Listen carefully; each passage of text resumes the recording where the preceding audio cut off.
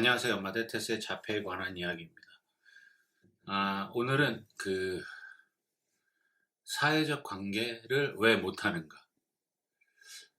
자폐 아이들의 여러 가지 심점 중, 사실 부모님도 제일 걱정하는 증상 중에 하나가 사회적 관계죠. 사실 이거는 정답이 사실 저는 없다고 봐요. 어떻게 하면 임프로브 할까? 어떻게 하면 괜찮게 할까? 사회적 관계는 중요한데 우리는 어떻게 살을까? 등등의 고민이 많잖아요. 저도 그렇고 저희 아이가 워낙 관심이 없어요. 그게 사람이 됐든 어떤 물리적인 게 됐든 관심이 전혀 없는 친구라 관심을 끌게 하는 데는 너무너무 힘들고 그동안 많이 트라이 했던 것들이 실패를 했어요. 일단 말이 안 되니까 어렵고 관심이 없고 감정 교감은 조금 하는 것 같은데 근데 그것이 not enough이죠. 충분치가 않아요. 다른 사람들과 관계를 맺어가기에 충분치 않아서. 그래서 항상 고민하던 건데 제가 굉장히 오래전 영상에 이런 걸 잠깐 briefly 그러니까 잠깐 대략적으로 얘기했던 적이 있는데 오늘은 좀 소셜 스킬이 사회적 관계가 왜 안 되는가에 대해서 초점을 좀 맞춰보려고 해요. 제가 가져온 이 내용은 어티즘 패런팅 매거진에 있는 내용이기도 하고요. 이게 8월 달에 나온 내용이에요. 그러니까 사회적 능력, 사회적 관계, 일반적으로 딕셔너리 사전적 의미는 여러 가지가 있죠. 누군가 소통을 하고 그들과 관계, relationship, 우대하며 관계를 맺어가는 건 뭐 이렇게 대충 설명이 돼 있어요. 근데 별반 다르지 않습니다. 이 definition, 이 정의는 자폐 아이들도 사람이니까 그거는 똑같아요. 어플리케이션 사전적인 정의가 적용되는 건 똑같은데 그러면 어떻게 할 것인가? 이 사회적 관계에서 일어난 일은 뭐냐면 친구 관계를 형성하고 우정을 쌓고 그들과 함께 간단한 대화를 하는 거라고 정의를 하면 우리 아이들에게 이만큼도 가능한가? 그러니까 제가 고등학생이라 아이를 픽업하러 가면 굉장히 프렌들리한 친구들도 있어요. 장애가 있음에도 프렌들리한 친구도 있고 굉장히 소셜이 좋은 친구들이 있어요. 근데 말은 못해요. 사실은 그 친구들하고 얘기를 몇 마디 한다는 건 굉장히 어려운 일이에요. 그래서 그렇긴 한데 계속 이렇게 하이파이브 해주고 잘 있었냐고 오늘 어땠냐고 자꾸 물어보면 어느 순간 리스판드가 와요. 다만 누가 먼저 관심을 가져주느냐인 것 같아요. 저는 그렇게 생각합니다. 이거는 지금 제가 읽어드린 거 나와 있는 게 아니고 제 경험이에요. 그러니까 주변에 친구들, 친척들이 관심을 가지고 말을 걸어주고 놀아주려 하면 이 아이들이 관심을 갖지만 그렇지 않은. 근데 가족들은 그렇죠. 어쨌든 어, 아이들이 바사회적 관계를 가지고 있다. 그러니까 아이들이 소셜을 못하는 건 사실입니다. 소셜을 계속 사회적 관계를 유지하고 발전시켜 나가고 못하는 건 사실이에요. 허나 이들도 이니시에이트 할 수 있어요. 시작을 할 수 있고 그러니까 아이들이 시작을 했을 때 누군가 걸 받아줘서 그걸 계속적으로 이끌어갈 수 있도록 계속 누군가 말을 걸어줘야 되고 도움을 줘야 돼요. 그렇지 않으면 우리 자폐 아이들은 그래서 기법할 능력이 상당히 부족하죠. 이걸 가르쳐 줘야 되는데 때로는 어려워요. 때로는 그들이 힘들어요. 그리고 우리가 일상적으로 배웠던 대화를 할 때는 아이 컨택을 해야 된다. 라는 이 컨셉을 한쪽으로 치워놓고 대화하기가 굉장히 힘들어요. 특히 배우지 않은 아이들이라면 너무 힘들죠. 우리가 어릴 때 그러죠. 눈 보고 얘기해야지, 눈 보고 얘기해야지라고 아빠가 얘기할 때 눈을 보는 거야. 뭐 아이들한테 그렇게 얘기를 많이, 얼굴 보고 얘기해주고 많이 가르쳤는데, 자폐 아이들한테는 그게 어플라이가 되지 않죠. 적용이 되질 않아요. 그래서 되게 어렵습니다. 그리고 얼굴 보고 얘기해야 된다고 배웠던 아이들은 자폐 아이가 얼굴을 안 보고 하는 순간, 아, 얘는 되게 무례하네? 혹은 교육을 받지 못하는 애? 얘는 나를 무시하는 애? 혹은 뭔가 우리가 다른 점이 있는 애? 뭐 제가 아이들이 쓰는 속어를 비속어를 쓰고 싶었지만 안 썼습니다. 어쨌든. 그러니까 아이들도 할 수 있어요. 저희 자폐 아이들도 할 수 있고 할 수 있는데 그게 어렵다. 그러니까 먼저 시작하기가 어렵다. 그러니까 저희 아이는 관심이 아예 없어서 사실 이니시에이트 하는 것도 굉장히 어려워요. 그런데 보통 많은 자폐 아이들이 가능하다라고 생각합니다. 물론 이제 그게 어려운 부분이긴 한데 그렇습니다. 그러면 뭐가 우리 아이들의 소셜 사회적 관계를 하는데 방해를 하는가? 어떤 증상들이 이걸 어렵게 하는가? 첫 번째가 말 늦음이죠. 말 늦음. 이제 말하는 게 늦어졌어요. 또래 아이들보다 늦어요. 그리고 또래 아이들보다 구사하는 것들이 늦어요. 그래서 그것을 쫓아가기에 너무 어려워요.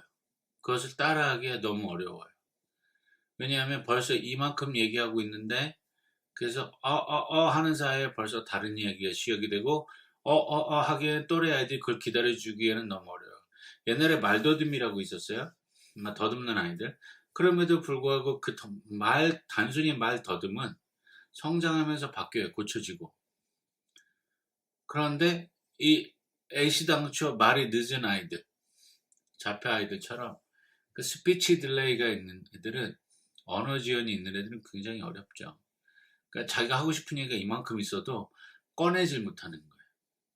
그러다 보니까 위축되어지고 자신감이 없어지고 그리고 본인도 알아요. 아이들이 나는 남들보다 이 부분이 안 돼. 그래서 스스로 위드로우 시키는 거죠. 사회적으로. 그리고 자폐 아이들이 어떤 능력이 없냐면 그 사회적 제스처라는 게 있잖아요. 지난번 언제도 말씀드렸는데 눈치가 있어요. 눈치. 이 눈치를 채는 게 굉장히 약해요. 그래서 이 눈치를 못 채기 때문에 사회적 관계가 어려워요. 이걸 읽어낼 수 알아야 되거든요. 눈치를 딱 주고, 여기는 내가 낄 자리, 안 낄 자리, 이때는 내가 들어가야 되고, 안 들어가야 되고, 이렇게는 이렇게 가야 되고, 이때는 이렇게 해야 된다는 그 사회적 그 사인, 그런 것도 읽어내질 못해서 사회적 관계에 어려움을 겪습니다. 그 다음에 또, 다른 사람의 감정이나 그 사람들이 생각하고 있는 거에 대한 이해력이 떨어져요. 혹은 못해요. 이러면 아이 스스로도 굉장히 어렵고 그 주변에 있는 사람들도 자연스럽게 저희 아이들, 자폐 아이들하고는 대화를 점점 줄여가죠. 그러니까 TV에서 보는 그 한 명의 굿사마리탄, 굉장히 착한 친구, 좋은 친구가 저희 아이들을 돌아보는 일들이 있겠죠. 아직 저희한테는 없었어요. 그런 일이 있겠지만 아직 저희한테는 없었는데 그런 일이 있다는 거예요. 그 다음에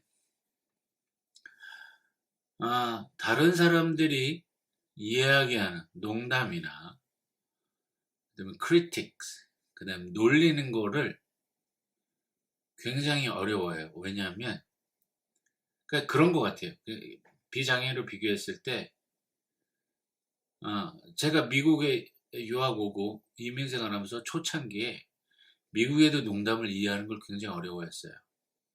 문맥상으로는 이해가 되는데 왜 저게 웃긴 거지? 뭐 때문에 웃긴 거지? 이건 문화적 차이들이 있잖아요. 그러니까 자폐 아이들이 비장애 아이들과 섞여가면서 살면서 그런 어떤 차이, 그리고 집이나 이런 데 내 주변에 속한 사람들은 쓰지 않는 농담, 그 다음에 그걸 보지 않았던, 나를 놀리지 않기 때문에 저게 놀리는 건지 아닌지에 대한 구분도 어려움, 이런 것들이 또 아이들이 사회적 관계를 맺는데 방해를 합니다. 그 다음에 그 말 잘하는 사람들이 있어요. 우리가 말 잘한다는 사람들이 보통 대화를 주도적으로 이끌어 가거나 사람들의 청중을 관심을 딱 갖는데 우리 자폐 아이들은 이 대화를 끌고 가요. 그 대화 속에 참여할 그런 끈기나 말주변 혹은 그것들이 부족하거나 없거나 그래요. 그래서 사회적 관계를 하는데 어렵습니다. 그러니까 어떠한 대화가 나오면 이거를 꾸준히 끌고 가야 돼요. 저는 이제 미국 생활 굉장히 오래 했음에도 제가 못 끼는 부분이 하나 있어요. 뭐냐면 풋볼이에요. 그러니까 미국 생활을 오래 했다고 해서 그걸 책을 보고 배웠다 그래서 룰도 알고 경기 방법도 알고 최근에 어떤 선수들이 유명한 걸 알아도 그 대화에 들어가면 미국 애들은 중고등학교 때 풋볼 게임을 굉장히 많이 보고 관심 있어하고 자기가 좋아하는 플레이어도 있고 그 다음에 어떤 친구들은 그 풋볼 역사 자기가 좋아하는 팀의 역사를 쫙 꿰고 있어요. 어떤 연도는 누가 베스트 플레이어였고 이런 거 다 외우고 있는데 저는 그걸 모르잖아요. 외국인이었고 풋볼에 대한 경험도 미국에 와서 보기 시작했기 때문에 그런 게 해서 풋볼 얘기만 나오면 제가 대화를 캐리하지 못합니다. 왜 아는 게 없어서. 듣기만 하는 편이에요. 그러니까 그렇게 소외되는 느낌을 받는 거죠. 그래서 어려워요. 그 다음에 이거 이꼴랄리아라고 하더라고요. 계속 같은 동의어 반복, 그 다음에 문장 반복을 맥락 없이 자주 하죠. 자폐 아이들이 그래요. 맥락 없이 그 단어를 계속 반복하고 있어요. 제가 아는 애도 질문이 항상 똑같아요. 자기가 어디 하나에 꽂히면 계속 그 얘기는 그것만 물어봐요. 맥도날드 데리고 갔었냐고 계속 물어보기도 하고, 비행기 타려면 어디로 가야 되냐고 계속, 그러니까 이게 그날 대화의 거의 전부 다예요. 그 친구하고 얘기하려면. 그러니까 그 또래 친구들, 저는 이제 자폐 아이가 있으니까 어느 정도 이제 제가 그 장소를 떠나기 전까지는 그 친구하고 이렇게 얼굴이 마주치면 계속 대면을 해주지만 그렇지 않은 사람들은 귀찮은 거예요. 쟤를 피해야 되는 거예요. 그런 것들이 어렵죠. 우리 자폐 아이들에게 있는 증상이고 이런 것들이 소셜을 하는데 어려움을 줘요. 그래서 다른 사람들하고 가까이 가는 게 어려워지죠. 이건 고쳐서 될까요? 제가 지금 말하는 아이들이라는 건 사실은 다 20대 이상의 아이들이에요. 티네이저들이 아니고 제가 주로 만나는 아이들이 어른들이 좀 많기 때문에 그러니까 그런 어려움들이 우리 아이들이 사회적 관계 그러니까 사실은 비장애인들이 더 언더스탠드 해주고 이해해주고 가까이 와주면 좋은데 그렇지 못하죠. 근데 우리 아이들이 그 자기의 그 자폐적 소양을 깨고 극복하고 같이 가면 좋은데 많은 아이들이 그걸 못하고 있다는 사실이죠. 가능은 해요. 아이들이 사회적 관계를 갖고 직업도 갖고 대화도 가능한데 그게 어렵다라는 거. 그 다음에 맥락 없이 대답하는 버릇들이 있어요. 간혹 나는 이걸 물어봤는데 A라는 거에 대한 답을 물어봤는데 얘는 C나 D를 대답을 하고 또 다시 C나 D에 대해서 얘기를 하고 그러니까 퀘션에 대해서 대답을 하는 게 아니라 자기가 갖고 있는 온 세계에서의 앤서를 얘기하더라고요. 그래서 그게 어렵더라고요. 그러니까 아이들이 갖고 있는 세계를 존중해 줄 사람 그리고 그거를 인정하고 받아들여주고 그러는 그 친구들 그걸 알려야 되는 게 사실은 우리 아이들을 부시고 깨우고 훈련시켜서 내보낸다 할지라도 외부 사회가 받아주질 않으면 아이들은 그 트레이닝 한 거를 다 잊어버리고 go back to before로 가는 거예요. 그래서 사실은 이 사회적 관계를 디벨롭 할 때는 이 아이 혼자만 우리가 집에서 트레이닝 시켜서 한다고 될 게 아니라 이 아이가 같이 놀 수 있는 아이들 혹은 놀고 있는 아이들에게 이것도 인지를 시켜주고 가르쳐주고 그래서 서로가 도울 수 있도록 만들어줘야 사실은 온전한 사회적 관계가 된다고 봐요. 요즘은 친구가 없어도 된다고 얘기하는 분들이 점점 이제 학자들 중에 나오더라고요. 꼭 있어야 되는가? 근데 예전같이 트레디셔널 친구는 어렸을 때 같이 놀고 이런 친구들은 요즘에는 디스코드라든가 온라인 게임이라든가 또 소셜 미디어라든가 통해서 친구의 폭이 전 세계로도 확장되어져 있고, 그리고 그들과의 대화는 항상 자기들이 관심 있는 분야에서 모여서 얘기를 하기 때문에 거기서도 깊이 친해지는 친구가 나올 수도 있고요. 혹은 또 다른데 그래서 자기에게 깊은 것을 나눌 수 있는 친구가 따로 있고 그런 것 같아요. 어쨌든 우리 아이들이 이런 심뜸 때문에, 이런 증상들 때문에 사회적으로 나가는 것도, 사회적 관계를 맺기도 어렵지만, 또 이러한 증상들을 이해하지 못하는 비장애인들 때문에 비장애인들 통해서도 우리가 이 관계를 맺지 못한다라고 생각합니다. 물론 이제 자폐아를 가진 부모로서 비장애인들이 이해해 주면 너무 좋지만, 또 그들이 그걸 이해를 안 해서 그들을 탓할 생각은 전혀 없어요. 그런 거니까. 어쨌든 오늘도 영상 봐주셔서 감사하고요. 다음에 또 뵙겠습니다.